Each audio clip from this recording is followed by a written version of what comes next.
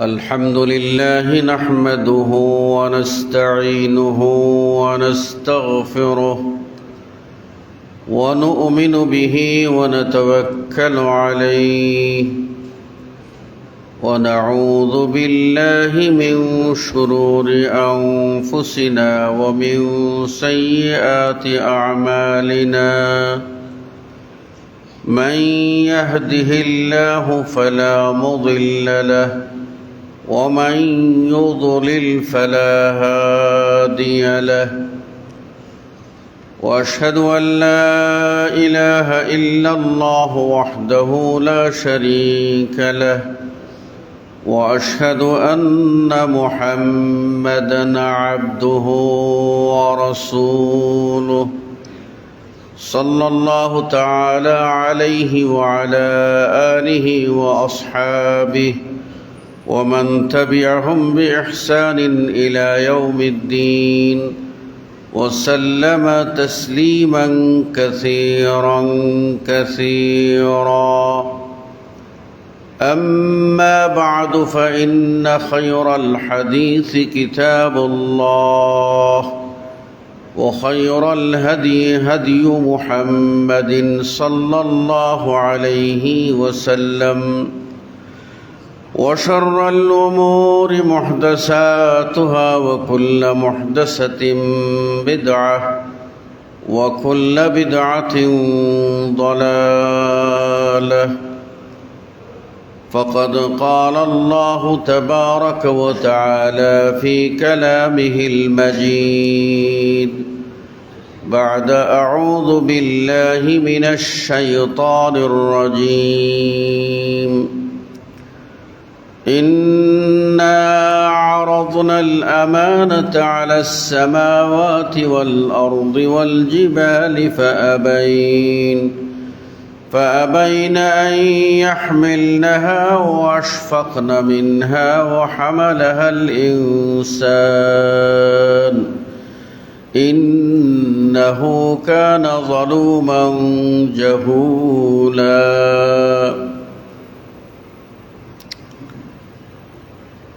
সম্মানিত মুসল্লিবৃন্দ, পৃথিবীতে আল্লাহ রাব্বুল আলামিন অসংখ্য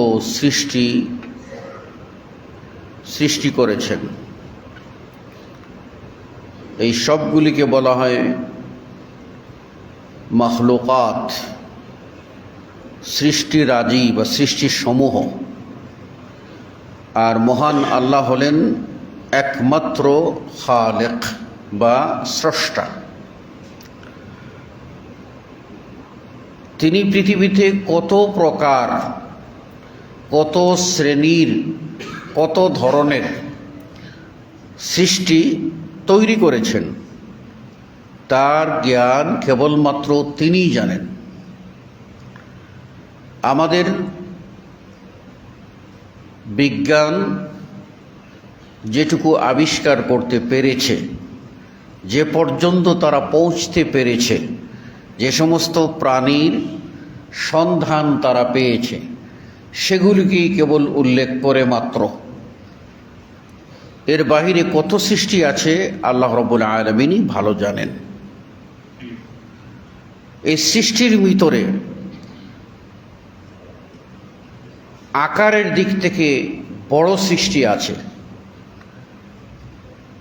এমন বড় যেটা আমরা কল্পনা করতে পারবো না।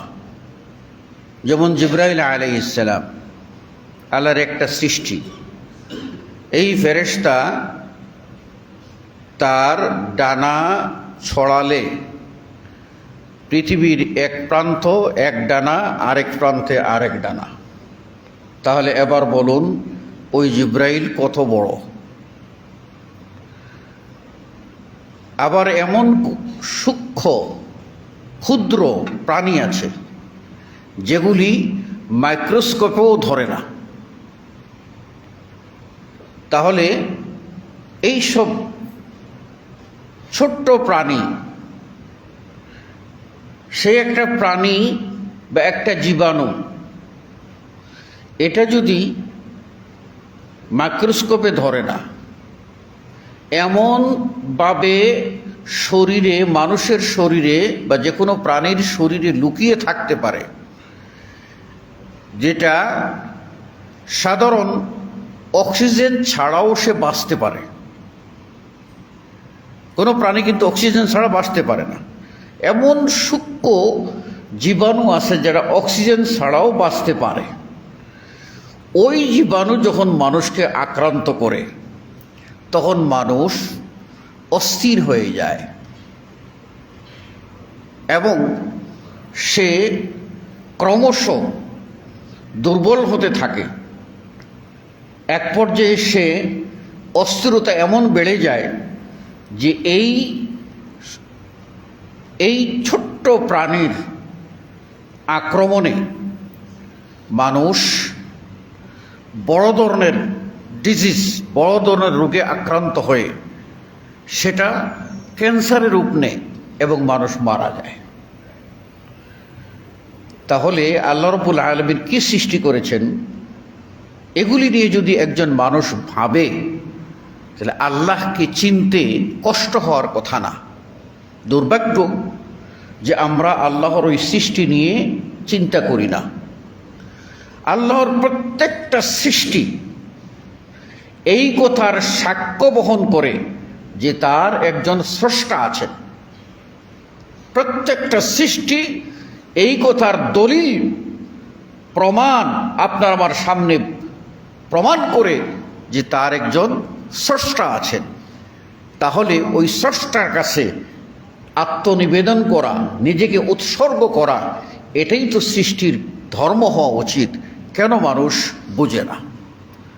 বলছিলাম পৃথিবীতে অনেক মখলুক, এই অনেক মখলুকের মধ্যে সবচেয়ে বোকা, নির্বুধ হচ্ছে মানুষ এবং জিন। এই দুইয়ের ভিতরে শক্তিশালী হলো মানুষ, কারণ এই মানুষ আপনার দৃশ্যমান এবং এই মানুষের মধ্যেই নবী ও রসুল এসেছেন। কোনো জিনদের মধ্যে নবী ও রসুল এসেছেন তার প্রমাণ নেই। কোনো নারী কোনোদিন নবী ও রসুল হয়েছেন তার কোনো প্রমাণ নাই। সুতরাং জিনকে শাসন করে মানুষ। আর আমাদের সমাজে কিছু মানুষ জিনের শক্তিতে খুব বিশ্বাস করে। কোথায় জিনের বাদশা, কোন থেকে কোন মন্ত্র পড়ে, আর সেগুলিকে আয়ত্ত করে মানুষের ভিতরে ধান্দাবাজি করে এবং মানুষের ঈমান নিয়ে লুকোচুরি খেলে মানুষও বিভ্রান্ত হয়ে ওই তথাকথিত জিনের নামে ধর্ণা দেয়, ভক্তি দেয়। জিন বলছে অমুক জায়গায় নিয়ে স্বর্ণের গহনাটা রেখে দাও, আর ওখানেই তার লোক পাঠায়, মানুষ নামী পশু পাঠায়, ঠিক 12টা 1 মিনিটে রাখবা, আর অদ্ভুত আকার ধারণ করে মানুষ গিয়ে সেটা নিয়ে নেয়।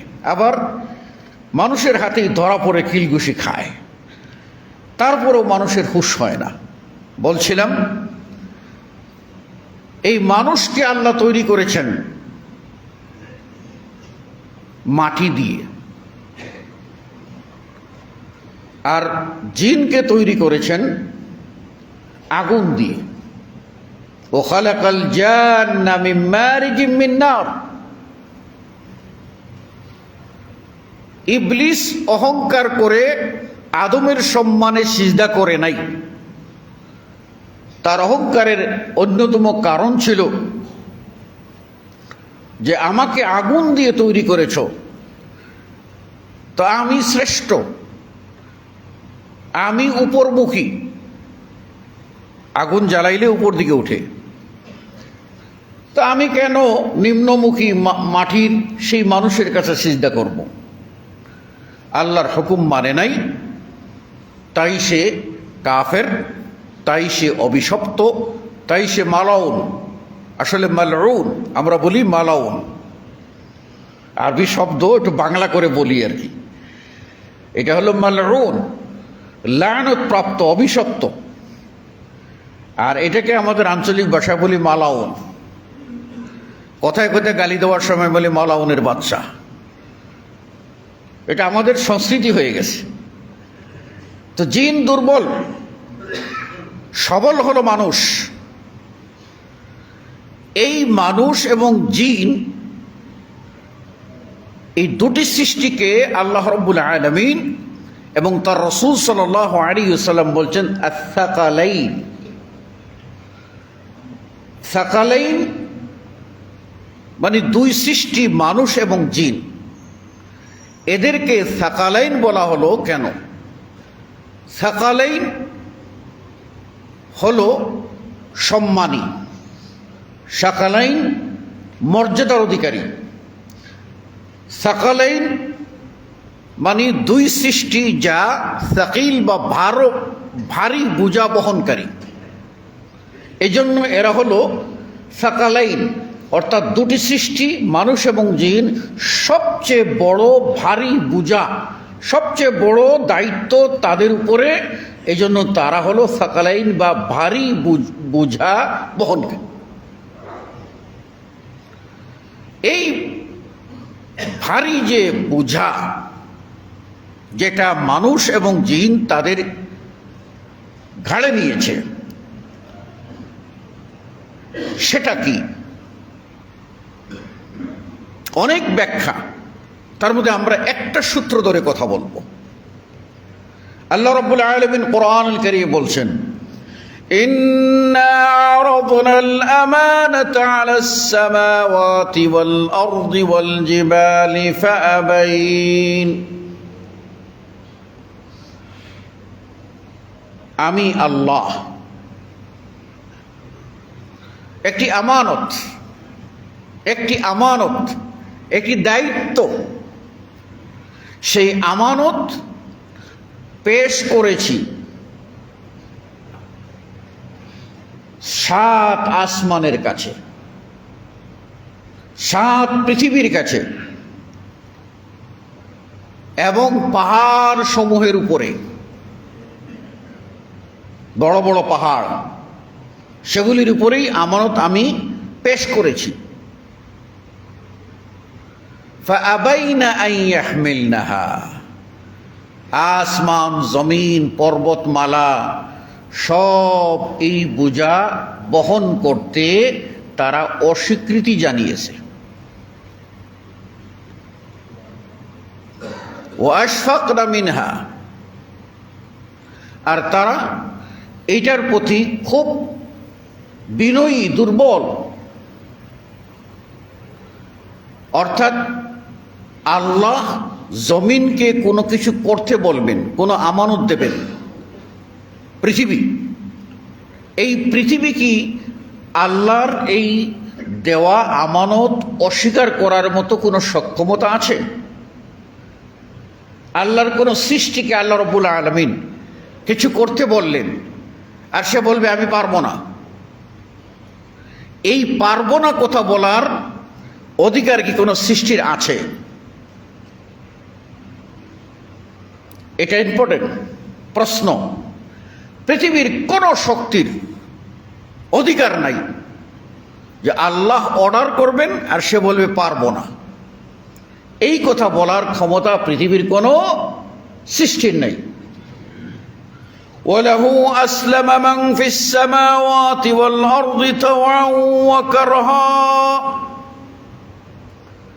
আসমান ও জমিনে যত সৃষ্টি আছে, সব সৃষ্টি ইচ্ছায় অনিচ্ছায় যার কাছে বশ্যতা স্বীকার করতে, সারেন্ডার হতে বাধ্য, সবাই করেছে। কেউ আল্লাহর সাথে গাদ্দারি করার ক্ষমতা রাখে না। আল্লাহর অর্ডারকে মানবে না, এই ক্ষমতা কেউ রাখে না। সূর্যকে বলা হয়েছে তুমি উঠবা নামবা, আলো দিবা। সূর্যের মতো শক্তি হয় নাই যে সূর্য বলবে আল্লাহ এটা আমি পারবো না, 1 সেকেন্ডের জন্য আমি পারবো না। বিশাল সমুদ্র, সেখানে মানুষকে বড় বড় জাহাজ দিয়ে যেতে বলা হয়েছে। ওয়াসাখখারনা, আল্লাহ বলেন তোমাদের জন্য আমি করে দিয়েছি অনুগত। এই বিশাল ঢেউ জলরাশি বলতে পারবে না যে আমরা এই জাহাজ বহন করব না। বিশাল সৈন্যলোক আকাশপথ শয়ে শয়ে টন নিয়ে চলে বেরিয়েছে জাহাজ, হাওয়াই জাহাজ। হাওয়াই জাহাজ, এই হাওয়াই জাহাজ যাকে আমরা বিমান বলি, উড়োজাহাজ, সে কি বলতে পারে যে বাতাস আমি বহন করব না? ক্ষমতা নাই, পৃথিবীর কোন সৃষ্টির ক্ষমতা নাই। সব আল্লাহর হুকুম মানতে বাধ্য, বাউন্ড। কিন্তু এমন কি আমানত যেটা আল্লাহ রাব্বুল আলামিন জমিনকে বললেন, পৃথিবীকে বললেন,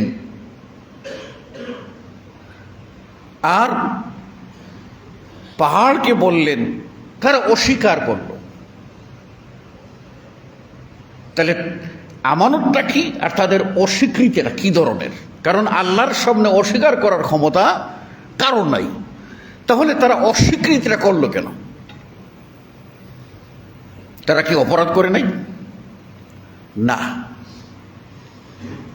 এখানে আল্লাহ রাব্বুল আলামিন জমিনের উপরে, আসমানের উপরে, পাহাড়ের উপরে কোন হুকুম আল্লাহ চাপিয়ে দেননি। চাপিয়ে দিলে আসমান ও জমিন, পাহাড় পর্বত না করার ক্ষমতা নাই। এখানে আল্লাহ রাব্বুল আলামিন একটি আমানতের কথা বলেছেন। বলছেন, হে আসমান সমূহ, হে জমিন সমূহ, হে পাহাড় সমূহ, আমি যে তোমাদেরকে সৃষ্টি করলাম, তা আমি একটা দায়িত্ব দিতে চাই। সেটা কি? দায়িত্বটা হলো, তোমরা এই কাজটি করলে আমি তোমাদেরকে পুরস্কার দেব, আর না করলে তোমাদেরকে আমি শাস্তি দেব। করলে পুরস্কার দেব, না করলে শাস্তি দেব।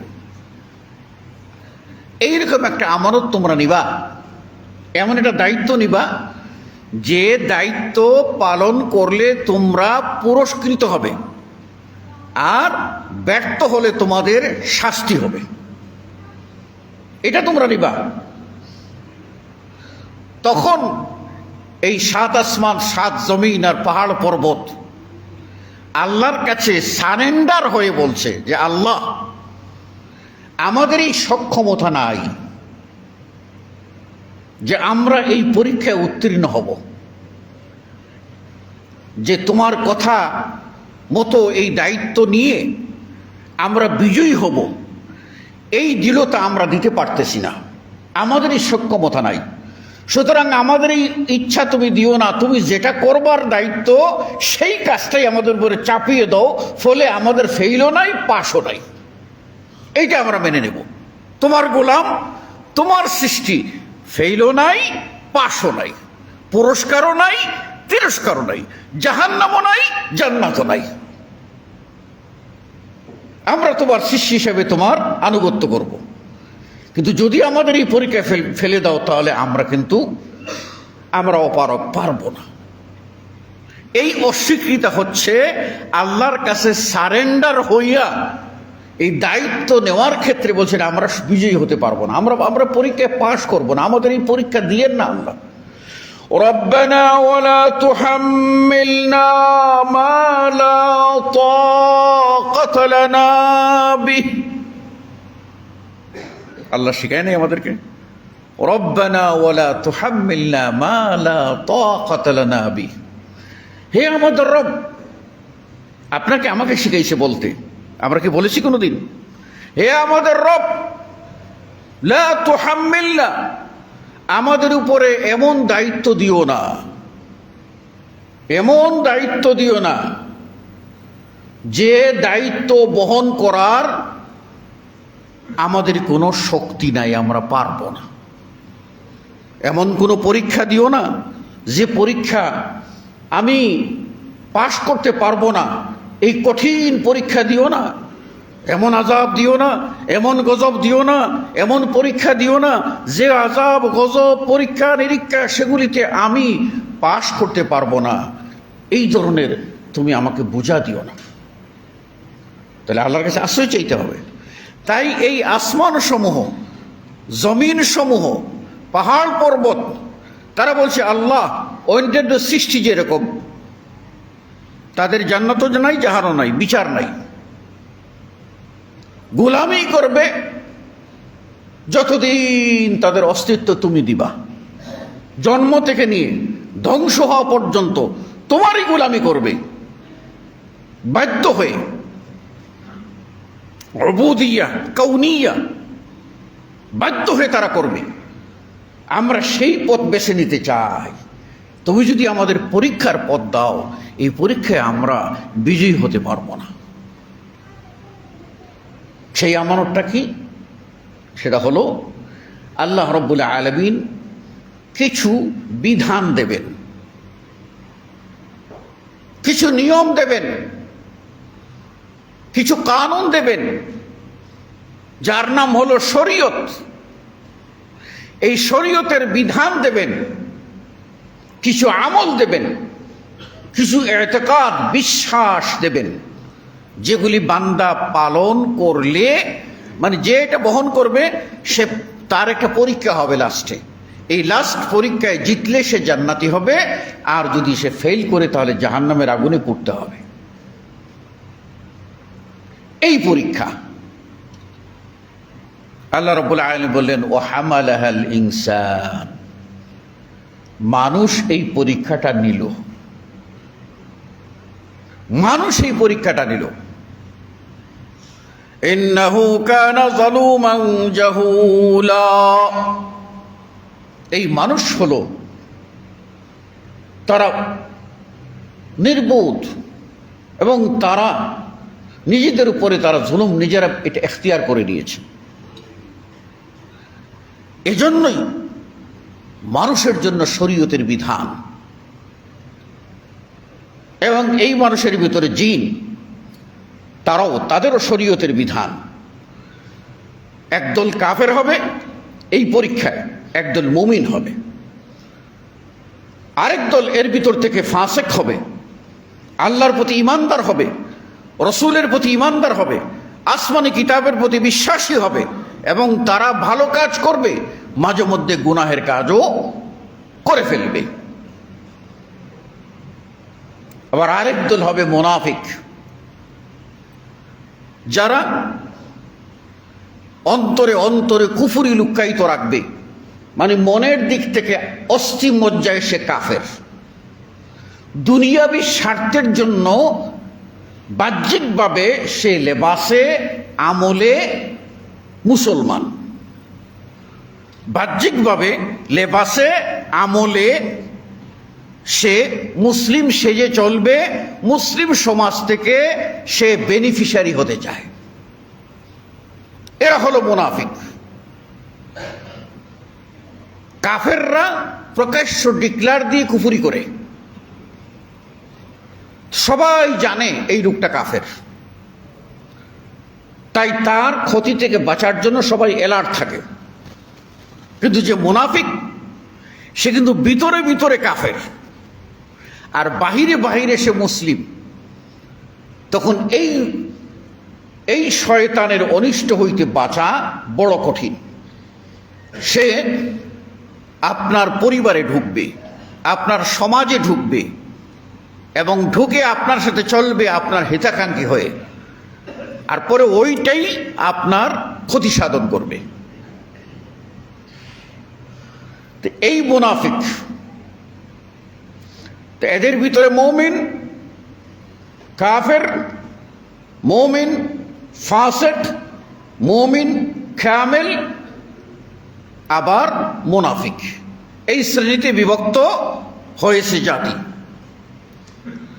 এই জন্য এই যে আমানত আমরা নিয়েছি, সেই আমানত আমরা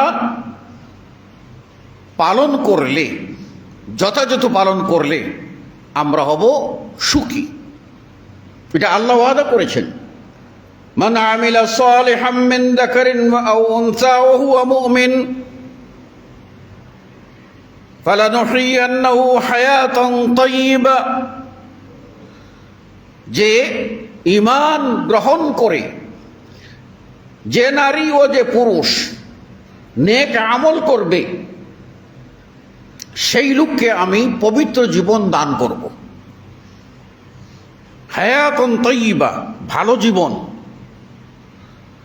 আর আমি তাকে জাযা, বদলা দেব, বিনিময় দেব সে যা কল্পনা করেনি, অর্থাৎ যা করেছে তার চেয়ে উত্তম বিনিময় আমি দেব। এই জন্য তো আল্লাহ রাব্বুল আলামিন বলে দিয়েছেন ওয়ালাদাইনা মাজিদ, আমার কাছে আরো আছে, আরো আছে। রাসূল সাল্লাল্লাহু আলাইহি সাল্লাম বলছেন, আল্লাহ যারা পুরস্কৃত হবে, যারা বেহেশতি মানুষ হবে, যারা জান্নাতি হবে, তাদের জন্য রেখে দিয়েছেন এমন মা লা আইনুন রাআত ওয়ালা উযুনুন সামিআত ওয়ালা খাতারা আলা কলবি বাশার। এমন কিছু রেখে দিয়েছেন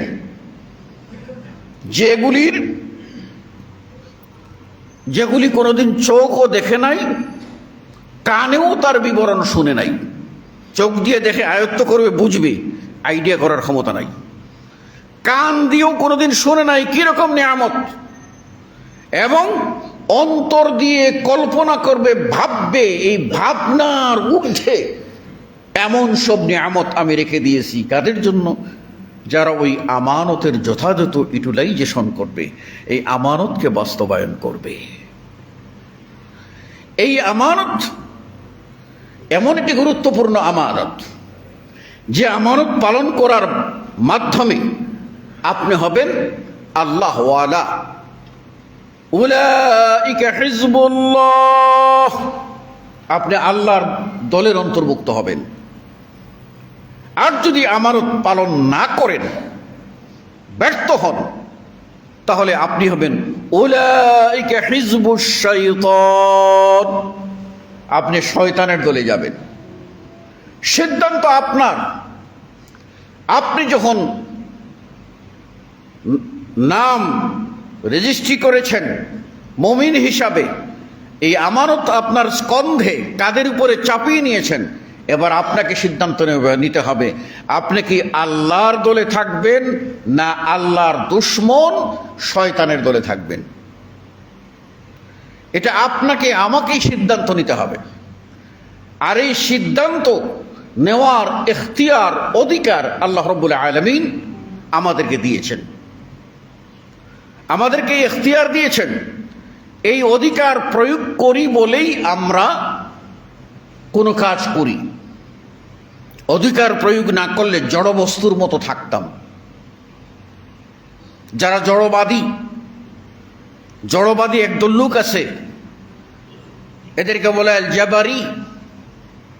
এরা বলে পৃথিবীর কোনো মানুষের কোনো ইচ্ছা শক্তি বলতে কিছু নাই, যা কিছু করে, ভালো করুক আর মন্দ করুক, সবটা আল্লাহ করায়। সুতরাং মানুষ ভালো করে ওটা আল্লাহ করায়, চুরি করে ওটা আল্লাহ করায়, ডাকাতি করে আল্লাহ করায়, মদ খাওয়ায় আল্লাহ খাওয়ায়, জেনা বেবিচার করে আল্লাহ করে, জমি দখল করে আল্লাহ করে, খুন করে আল্লাহ করে। নাউযুবিল্লাহ মিন যালিক। এটা একদল মানুষের বিশ্বাস। আল্লাহ রাব্বুল আলামিন মানুষের ইচ্ছা শক্তি দিয়েছেন, বলছেন ওয়ামা তাশাউনা ইল্লা আন ইয়াশা আল্লাহ। মানুষের ইচ্ছা শক্তি না থাকলে আল্লাহ বলতেন না তোমরা যা চাও, তোমরা যা চাও। তাহলে আমরা যা চাই, এই ইচ্ছা শক্তি আমাদেরকে আল্লাহ দিয়েছেন। এই ইচ্ছা শক্তি প্রয়োগের মাধ্যমে আমরা নিজেরা ভালো মন্দ করতে পারি। আজকে আমরা মসজিদে এসেছি, আমাদের ইচ্ছা শক্তি ছিল বলেই মসজিদে আসছি। আরেক দল লোক এই মসজিদে আসেনি, তারা নিজেরা ইচ্ছা শক্তি অন্যদিকে ঘুরিয়ে দিয়েছি, তার ফলে আমরা এখানে আসিনি। আমরা আজকে এখানে বসছি, আমাদের কেউ মন দিয়ে আলোচনা শুনছি, ইচ্ছা শক্তি এদিকে আমরা ধাবিত করেছি, কেউ আবার একটু ঝিমিয়ে যাচ্ছি। এই ঝিমিয়ে কেন যাচ্ছি? আমার ইচ্ছা শক্তি এখানে প্রবল নয় শোনার দিকে, সেজন্য আমি ঝিমিয়ে যাচ্ছি। তাহলে এই ইচ্ছা শক্তি যে আল্লাহ আমাকে দিয়েছেন, এই শক্তির পরীক্ষায় আপনি রাইট পথ বেছে নিলেন না রং পথ বেছে নিলেন, এটাই হলো পরীক্ষার বিষয়। আল্লাহ রাব্বুল আলামিন বলছেন, ইন্না ইলাইনা ইয়াবাহুম সুম্মা ইন্না আলাইনা হিসাবাহুম। প্রত্যেককে আমাদের দিকে, আমার কাছে ফিরে আসতে হবে এবং আমি তাদের হিসাব নেব। এই হিসাব যে আল্লাহ নেবেন, সেই চিন্তা যদি একজন মানুষ মনের ভিতরে জাগ্রত করে, তাহলে কিন্তু এই মানুষ সব সময় এই ভয় করবে যে কোনো কাজ করার আগে কাজটা কি সঠিক না বেঠিক, করলে লাভ কি, লস কি, এর মাধ্যমে আমার সম্মান বাড়বে না বাড়বে না, প্রত্যেকটা মানুষ হিসাব করবে। এই জন্য আল্লাহ বলছেন, ইয়া আইয়ুহাল্লাযীনা আমানুত্তাকুল্লাহা ওয়াল তানজুর নাফসুম মা কদ্দামাত লিগাদিন ওয়াত্তাকুল্লাহ ইন্নাল্লাহা খাবীরুম বিমা তা'মালুন। হে ঈমানদারগণ, তোমরা আল্লাহকে ভয় করো আর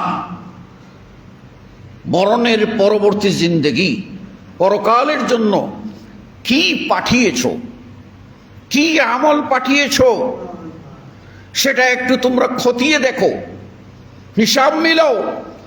যা করেছো তা দিয়ে কি আল্লাহকে সন্তুষ্ট করতে পারবে? যা করেছো তা দিয়ে কি আল্লাহর আযাব থেকে বাঁচতে পারবে? যা করেছো তা দিয়ে কি বেহেশতবাসী হতে পারবে? যা করেছো তা দিয়ে কি জাহান্নাম থেকে নিজেকে রক্ষা করতে পারবে? আল্লাহ বলছেন, ইত্তাকুল্লাহ, আল্লাহকে ভয় করো। ইন্নাল্লাহা খাবীরুম বিমা তা'মালুন, তোমরা যা করো, দিনে করো আর রাতে করো, জনগণের সামনে করো আর নির্জনে করো, যা কিছু করো, আমি আল্লাহ সব কিছুর খবর রাখি। আল্লাহ সব কিছুর খবর রাখেন। সুতরাং যে ব্যক্তি পরকাল চাইবে, সেই লোক সব সময় আল্লাহকে ভয় করে চলবে, প্রত্যেকটি কাজ করার আগে হিসাব করবে। ওমর ইবনুল খাত্তাব রাদিয়াল্লাহু তাআলা আনহু বলছেন, হাসিবু আনফুসাকুম ক্বাবলা আন তুহাসাবু। তোমাদের হিসাব নেওয়ার আগে নিজেরা তোমাদের হিসাব করে দেখো। নিজেরা হিসাব করি না? ঘর থেকে বের হওয়ার সময়ে আমি সামান্য একটা কাজ করতে যাব, আমার মানিব্যাগ কোথায় আছে সেটা ভুলে গেছি। আমি যে জামাটা পরলাম হুট করে বেরিয়ে যাব, সাধারণ আমি চুল কাটতে যাব, ক্ষৌরকর্ম করতে যাব, অথবা আমি নদী দিয়ে এই পার থেকে ওই পার পার হব, এখানে আমার 20টা টাকা লাগবে বা 100টা টাকা লাগবে। বের হওয়ার সময় হুট করে চলে গেলাম না, পকেটে হাত দিয়ে দেখি কমাস কম 20 টাকা আছে কিনা, 100 টাকা আছে কিনা। না এইখানে সাধারণ একটা রিক্সাওয়ালার কাছে শরম পাবো, গুদারাঘাটের মাঝির কাছে একটু শরম পাবো, সেলুনে গিয়ে বলবো মাফ চাই, তোর টাকা ছাড়াইছি,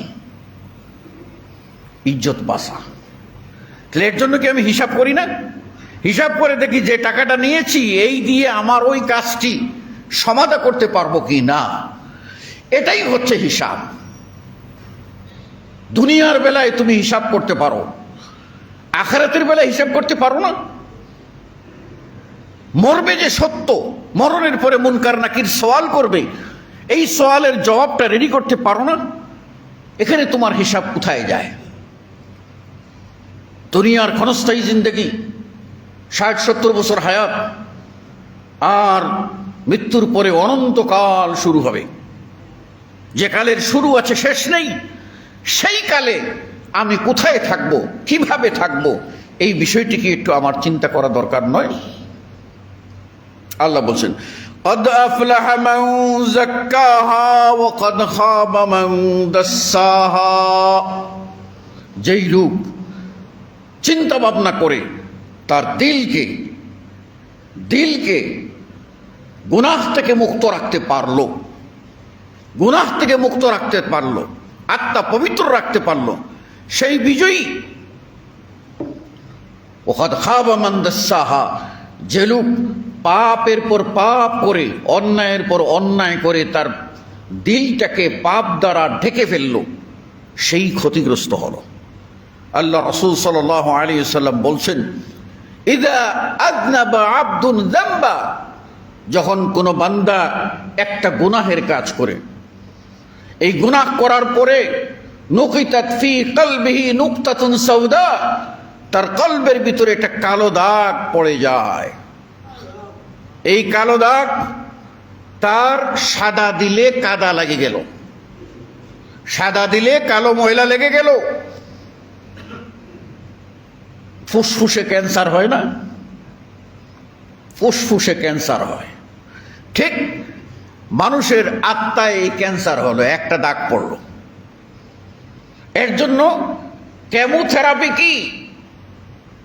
এটাই আল্লাহ রাসূল সাল্লাল্লাহু আলাইহি ওয়াসাল্লাম বলছেন, ওয়াইন তাবা, অপরাধ করেছে, তওবা করে, সাথে সাথেই ওটা কেমোথেরাপির কাজ করে, ওখানে যে দাগটা পড়েছে দাগটা রিমুভ হয়ে যায়, তার কলবটা আবার পরিষ্কার হয়ে যায়। আর যদি বান্দা এখানে জার্ম বা জীবাণু ধরেছে, আত্মায় জীবাণুর পর জীবাণু, পাপের পর পাপ, অন্যায়ের পর অন্যায়, অন্ধ হয়ে গেছে, এই পাপের পর পাপ করতে থাকলে একটার পর একটা ক্যান্সার জীবাণুর শক্তি বাড়বে। কেমোথেরাপি নিল না, তওবা করলো না, সেই লোকটা এক সময়ে তার পুরো দিলটাই কি হয়ে যাবে, ক্যান্সারে আক্রান্ত হয়ে যাবে। আর ওই মানুষটা আর কোনোদিন সত্য কথা বুঝবেও না, শুনবেও না। আমাদের স্বভাবটা কি বলুন তো? আমরা জানি না মেজর এবং কমন কিছু বিষয় আছে যেগুলির প্রত্যেক ব্যক্তি, নারী পুরুষ মুসলিম সবাই জানি, তারপরেও সমস্যা কোথায় মানি না। সমস্যা এক জায়গায়, আমরা আমল করি না, আমরা ভালো চিন্তা সব সময় করি না। সব সময় আমাদের ভিতরে একটা নেগেটিভ চিন্তা আমাদের ভিতরে রয়ে গেছে। এই নেগেটিভ চিন্তা, এই খারাপ ধারণা, কুধারণা এক সময় আমাকে তিলে তিলে নিঃশেষ করে দেবে, এটা আমাদের মনে রাখতে হবে। আপনি কি আল্লাহর কাছ থেকে ক্ষমা চান? বলবেন হ্যাঁ। তাহলে বলুন তো, আপনার কাছে কোনো মানুষ অন্যায় করেছে, তাকে কি ক্ষমা করেছেন? তাকে কি ক্ষমা করেছেন? বলে না, আমার পাওনা 16 আনা আমি আদায় করেছি, ক্ষমা করিনি। তাই আল্লাহ যদি বলে যে আমার পাওনা কিয়ামতের মাঠে 16 আনা আদায় করবো, তোরে আমি ছাড় দেবো না, 1 সুতাও ছাড় পাবি না, কি করবেন তখন? কি করবেন তখন? লক্ষ লক্ষ না কোটি কোটি মিলিয়ন আত্মসাৎ করতেছে, বিচার নাই। আর ক্ষুধার্ত একটা ছেলে একটা কলা নিয়ে খেয়েছে, সেজন্য তার হাত মুচড় দিয়ে ভেঙে দিয়েছে মালিক। পাশ থেকে জনগণ বলছে, ধরার পরে বলছে ওর হাত ভেঙে দাও। ওর হাত ভেঙে দেওয়া হলো। ওই গরিব মানুষটার হাত ভেঙে দিলেন আপনি, মচকে দিলেন আপনি। আপনি অন্যায়টা এটা এটুকু করলেন, যদি একবার চিন্তা করলেন না, বাবারে তুমি কেন চুরি করেছ, তুমি কেন? তখন তো সে বলতো, তার মনের আবেগ যে ক্ষুধার জ্বালা, কলাটা দেখে সহ্য করতে পারিনি, পকেটে 1 টাকা নাই, চাচা আমি ভুল করে খেয়ে ফেলেছি। ঠিক আছে বাবা, আর কোনোদিন এই কাজ করো না, এই যে একটা খাইছো, আরো 11টা দিয়ে 1 ডজন কলা তোমাকে দিয়ে দিলাম, যাও। কি হতো? হতোটা কি? কিন্তু এই মানুষগুলি সমাজে যারা চাঁদাবাজ, লম্পট, ওই মানুষগুলিকে ঠিক মতো মাসুয়ারা দেবে, চাঁদা দেবে, সবই দেবে। তা আমি যেটা বলতে চাই সেটা হলো, যদি আমরা নিজেরা আমাদের ভিতরে এই মহৎ গুণের অধিকারী না হইয়া আমানতটা যে গ্রহণ করেছি এই আমানতের প্রতি যত্নশীল না হইয়া আমরা যদি বেপরোয়া হয়ে যাই, তাহলে কিন্তু আমাদের কোনো পরিত্রাণ নাই। সাহাবাই কেরাম যখনই শুনেছেন জান্নাতের সুসংবাদের কথা, বলছেন ইয়া রাসূলুল্লাহ, ইয়া রাসূলুল্লাহ, দোয়া করুন আমি যেন সেই জান্নাতি হতে পারি। আল্লাহ নবী বললেন, ঠিক আছে, তুমি সেই জান্নাতি।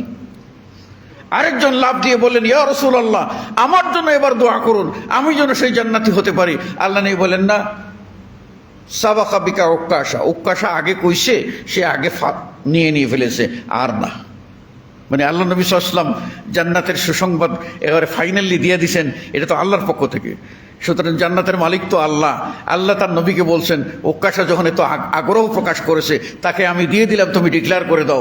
আরেকজন যখন দাঁড়াইছে তখন বলছে কি যে আল্লাহর পক্ষ থেকে অর্ডার আর নাই, এখন আর পারবা না। আল্লাহ নবী সাল্লাল্লাহু আলাইহি ইসলামের সাহাবী শুনেছেন জান্নাতের 8টি তরুণ আছে। একজন দাঁড়িয়ে বলছে, ইয়া রাসূলুল্লাহ, এই 8টি গেট দিয়ে ঢোকার সৌভাগ্য কারো হবে? আল্লাহ নবী বলেন, হবে, তোমার হবে, হ্যাঁ আবু বকর। আরেকজন শুনেছেন যে লান তানালুল বিররা হাত্তা তুনফিকু মিম্মা তুহিব্বুন, তোমাদের প্রিয় বস্তু আল্লাহর রাস্তায় দান না করা পর্যন্ত তোমরা আল্লাহর কল্যাণ লাভ করতে পারবে না। মদিনার সবচেয়ে বড় প্রিয় খেজুর বাগান, যার নিচ দিয়ে সুন্দর ঝর্ণা, সেই ঝর্ণার পানি যেত এবং মিষ্টি পানি। আল্লাহর নবীর সাহাবীও সেই বাগানে, আল্লাহ নবী নিজে ওই বাগানে ঢুকতেন এবং ওই বাগানের পানি, ওই ঝর্ণার পানিও নবী সাল্লাল্লাহু আলাইহি ওয়াসাল্লাম পান করতেন। কি বাগান, কি বাগান! যখনই এই আয়াতটা শুনেছেন প্রিয় বস্তু দিতে হবে, সাহাবী বলেন, ইয়া রাসূলুল্লাহ, আমি এটা দিয়ে দিলাম আল্লাহর ওয়াস্তে। বাড়িতে আসছেন, বাড়িতে আসার পরে আমাদের বাড়িতে ঢোকার পরে বাড়িতে ঘরের ভিতরে হোম মিনিস্টার গরম থাকে, তাই না? হোম মিনিস্টার গরম থাকে না?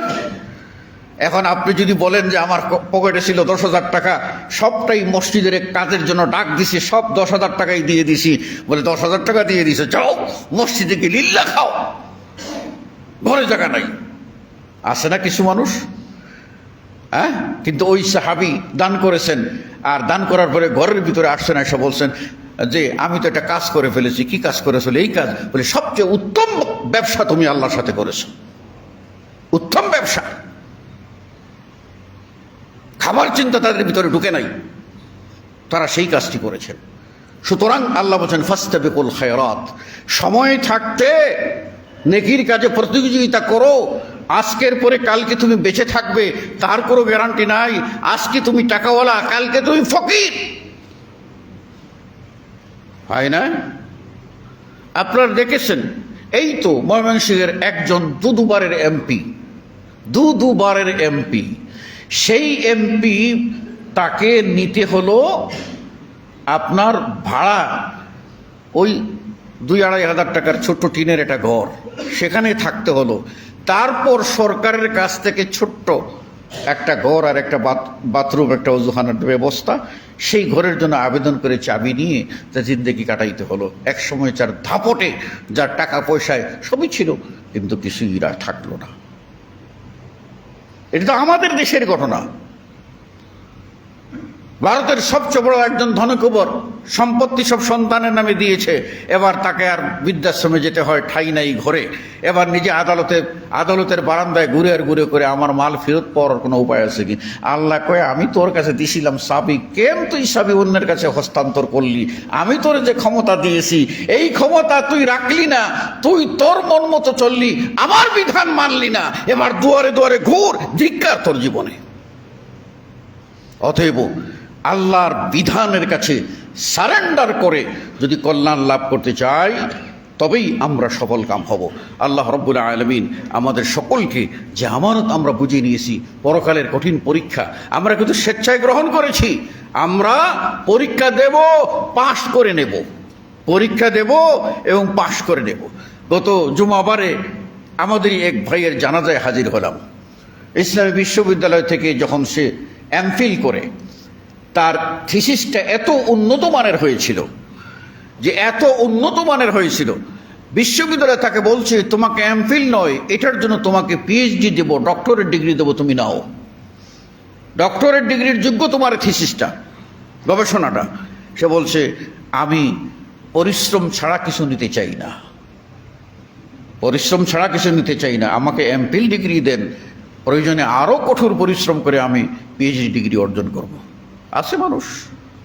সুতরাং প্রতিযোগিতা যখন নিয়েছি, প্রতিযোগিতায় বিজয়ী আমাকে হতেই হবে, এই স্বপ্ন আমাদের প্রত্যেকটি বুঝতে হবে। দুনিয়া ক্ষণস্থায়ী, এ দুনিয়া মিসলে ফানা কুছ নাহি যায়েঙ্গে সাথ, সব খালি রেখে চলে যেতে হবে। এবং আপনি এটা মনে করেন যে আমি ছাড়া আমার এই সংসার কে চালাবে, আমার এই মেইল ফ্যাক্টরি কে চালাবে, আমার কোম্পানি কে চালাবে, এইগুলি কে চালাবে, আমার তো কোনো যোগ্য ছেলে পেলে নাই, কে চালাবে, এটা নিয়ে আপনি মরতেছেন। চিন্তা করতে করতে একেবারে দুর্বল হয়ে পড়ছেন। আপনি চোখ বন্ধ করে দেখেন যে আপনার যে বউ ঘর থেকে বেরোইতো না, সেও বউ রাজরানী হয়ে গেছে, সেই বউ কমিটি কোম্পানি চালাবার সক্ষমতা হয়ে গেছে। যে বাচ্চা আজকে 10-12 বছর তার অপ্রাপ্ত বয়স্ক ভাবতেছেন, তার সেই ধাপটে অন্যান্য কর্মকর্তা কর্মচারীরা ভয়ে কাঁপবে, সব সামাল দেবে। আপনি নাই দুনিয়ায়, নাই নাই নাই, আপনি নাই, এই দুনিয়া চলবে না। এই চিন্তা মাথা থেকে বের করে দেন। আপনার কাজটা আপনি করে নেন, চোখ বুঝবে, আপনি চলে যাবেন, অন্য জন দখল করে নেবে। এটা দুনিয়ার সাধারণ নিয়ম, আপনার জন্য কিচ্ছুই অপেক্ষা করবে না। অতএব হালাল হারামের ভয় করে, আল্লাহকে চিন্তা করে কিছু কামাই করুন, পরকালে সঞ্চয় করুন।